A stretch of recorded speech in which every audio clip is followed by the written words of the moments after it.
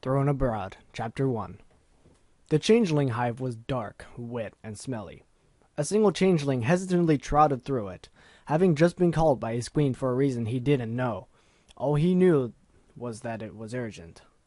It probably had something to do with the failed attempt at taking over Equestria just a few days prior. His flanks still hurt from being thrown out by the love shield thing. Luckily, it hadn't taken the changelings long to regroup after that, but the damage was already done. He scurried on to the throne room, where Queen Chrysalis sat. She didn't look very pleased. "Ah, you must be number 37 of the Royal Guard," the Queen said, more a statement than a question. Changelings didn't have names. They merely had a number and an occupation. He was number 37 of the Queen's Royal Guard, the very last number.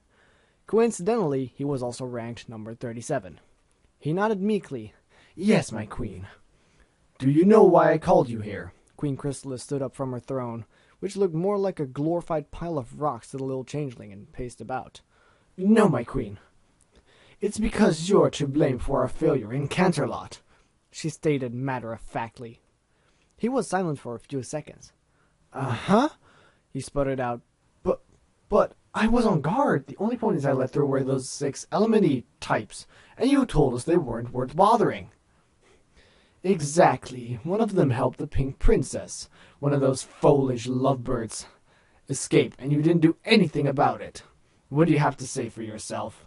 The Queen stopped pacing about and cast a short glance at him. He was cowering like a little hatchling. Being called by the Queen herself because you made a mistake meant you were going to get some severe punishment. Even if it wasn't your fault. You didn't even do anything, he thought. It's your fault as well. It was about to voice his thoughts, but reminded himself that Queen Chrysalis probably had enough power to flatten him like a pancake. Or worse. I was just, He tried fumbling his way to a presentable excuse, but he couldn't come up with anything. The tall and slender Queen raised a brow. "Nothing." She raised a hoof and cast a bored look through its holes. "Then I suppose you will require punishment."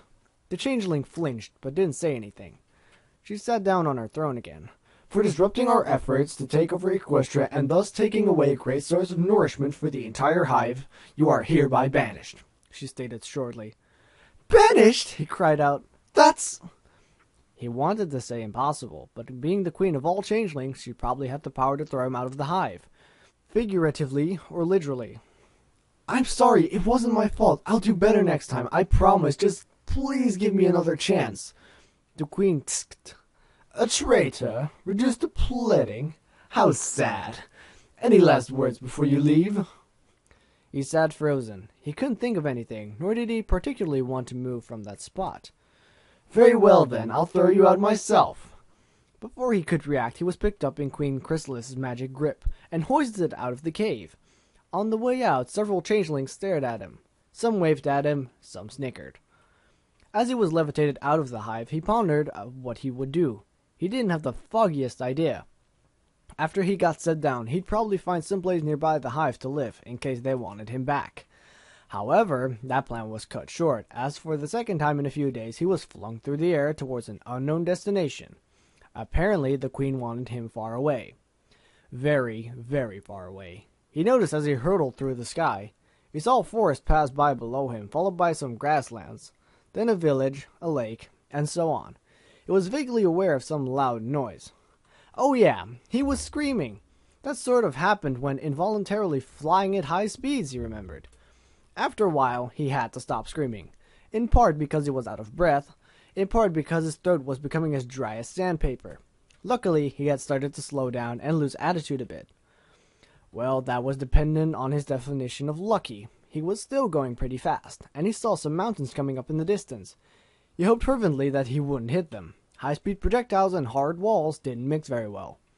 He was getting closer to the ground now. He seemed to be heading straight for some wild-looking forest, which seemed excellent. There were enough trees and bushes to cushion his fall, so he wouldn't have too many injuries. He swore he could even see a small village nearby. He was going at a fairly manageable speed now, and was within a hoof's reach of the trees. He grabbed one, and with more whiplash than he would have liked, managed to get a branch through one of the holes in his hooves. Sometimes Greater changeling philosophers and biologists pondered the seemingly useless holes in the legs of the changelings. Now he knew. They were excellent for hanging onto branches. It was just too bad he didn't have a way to let go of the branch. He fidgeted around, but he found he couldn't dislodge the branch from his hoof. Something help? I'm kind of stuck here, he said to the empty forest while dangling from the branch. There wasn't a living thing in sight. Would there even be animals in a forest like this?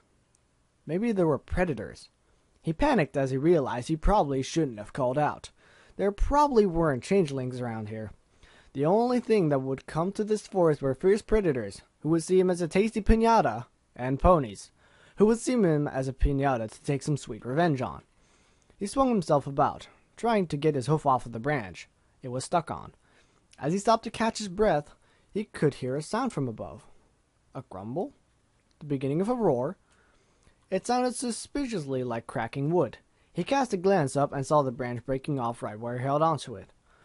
"Oh, crud," was all he managed to say before the branch broke, sending him hurtling through the air once more. This time, however, it only took him a short time to reach safe ground, although not before he had managed to fall head first due to his flailing. He hit the ground with a hard thud, taking some dirt with him. He dizzily stood up and stumbled about a bit, his eyes rolling in their sockets. He could see stars. Was it night? No, it was morning. Maybe afternoon. "Silly number 37. There aren't any stars during the day," he had thought to himself. He shook the dizziness off him and spat out the huge clump of dirt that had apparently collected in his mouth. Surrounding him were trees, bushes, a few flowers, and other things that couldn't talk, or feel, or communicate otherwise. He let out a short sigh. "What am I going to do now?" Having very few other options aside from sit here and starve, he decided to walk in the direction of the little village he had seen. With some luck, he could find some unsuspecting pony couple to feed on. He was, after all, a changeling. They only took love to survive, and they could eat other foods, but those wouldn't satisfy. He remembered sneaking away a slice of cake at the royal wedding. It was delicious, even though it didn't still his hunger. He found himself thinking about the queen's accusation. It couldn't have been his fault that she failed in her plan to take over Equestria. With those ponies had been doing whatever it was that made them win, the queen had been busy gloating about her victory. He snorted. Stupid ponies. Stupid wedding. Stupid queen. "We'll defeat you with the power of love because we're nanny-pandy ponies. Whee!" he mused in a high-pitched voice. How ridiculous. He continued in a deeper, somewhat feminine voice. "I'm going to let you continue what you're doing because I'm stupid." At least mocking those ponies and his queen, ex-queen, he realized, since he was thrown out of the hive, made him feel a little better. It wasn't long before he made it out of the forest. The walk had been easy and calm, but he certainly didn't want to go through the same forest at night. Not that he was afraid of the night or anything, he was an incredibly brave changeling. So what if he was a bit jumpy? He had arrived at a stream of water at the edge of the forest. A little bit ahead was a bridge, and on the other side, lo and behold, a village. "Excellent," he muttered to himself, licking his lips. "Now, I just need a disguise." Hello everybody, make sure to check the description for a link to the fanfic itself and a link to a list of fanfics that I've read and am planning to read. Also make sure to leave your suggestions in the comments below and keep annotations enabled to easily get to the next chapter. Thank you so much for watching, and I'll see you in the next video.